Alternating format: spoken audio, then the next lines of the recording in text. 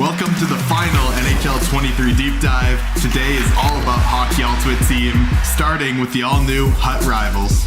We wanted to address player feedback, putting a little bit more meaning into wins and rivals. What we've added in is a new set of win-based rewards. They can actually be earned either through wins or win streaks. And then when you do hit them, they're actually granted instantaneous to you. Rivals will now have a combination of both instantaneous rewards as well as the regular weekly rewards. The higher division you move up, the better win-based rewards you will get. Coming to Rivals this year is something we're calling game teams. We designed 10 different ways of playing the game. There's going to be different things, whether it's, shorter period length, arcade speed settings, simulation speed settings, international ice, 3-on-3, kind of different variants within those, all of which will keep the Rivals more interesting and bring some change throughout the year. You'll always know which one you're playing because you'll see it reflected on the ice surface. Team records for you and your opponent will show up before the face-off. This is just meant to give you a little bit of extra context on the challenge you're about to face. We're also reducing the number of divisions this year from 10 to 6 and rebalancing the rewards a little bit.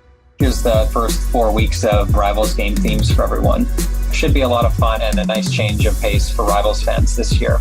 We're moving the Hut Champs schedule forward a bit to be Wednesday to Sunday. Hut Champions will always stay your classic 5v5 hockey with no variations, at least for this year. We do want to improve matchmaking for players. There's a new additional option to restrict your search based on skill level. Once cross-platform matchmaking comes in, that's just going to open up more people and everyone's going to be able to find a better match to their skill level. Every year we get a number of new icons through our great partnership with the NHL Alumni Association.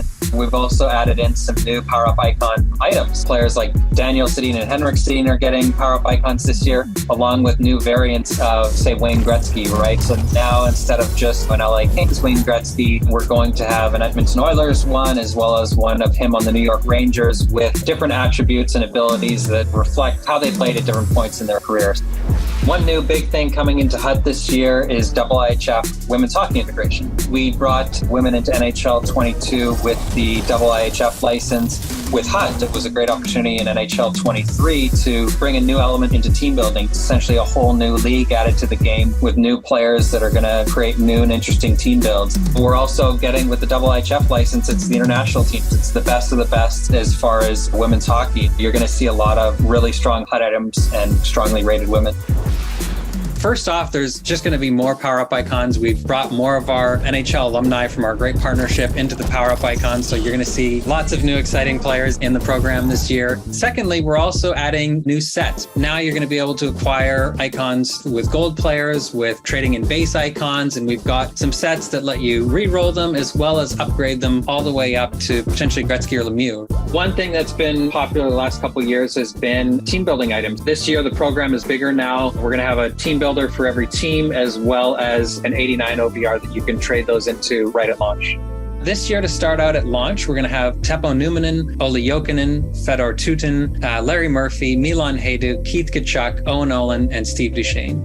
The first event coming to NHL 23 is called Hut Spotlight. We always like to make a point with the first event to have something new concept, a new theme, something people haven't experienced before. This year, it's really about celebrating all the big stories from the off season and then some of the stories of the upcoming season. The first event, we're going to give you the opportunity to earn one of the master items through completing objectives. Hopefully some of the names that people will be excited about are like Alex DeBrincat, who was traded to the Ottawa Senators in the offseason. Other stories like Chris Letang, who obviously re-upped with Pittsburgh Penguins and finished his career there now. Like the big Johnny Gaudreau signing in Columbus.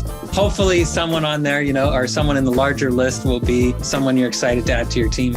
We continue to want to be really conscious about the speed progression, especially. We've rebalanced some of the synergies this year to make sure that there's good attractiveness for all of them and you're not kind of forced to go after one just because it has speed. We're also going to have half speed acceleration increase as cards upgrade. We also noticed a lot of centermen were having low face-off ratings and making them less effective at being a centerman despite that being their primary position. So this year we're actually introducing a minimum face-off rating for centermen. And then for goalies, rather than caps on taller goalies, shorter goalies will actually have boosted glove high speed and agility this year. One more thing to help with progression this year is some new exchange sets that are going to let you trade 82s into 83s and upwards as well. We're really excited about everything coming to Hut this year. Rivals themes, win rewards and Rivals, Women in Hut, new power-up icon builds, some progression fixes, some great stuff coming in live service. So really excited to hear everyone's feedback throughout the year. We hope you have a great year in Hut.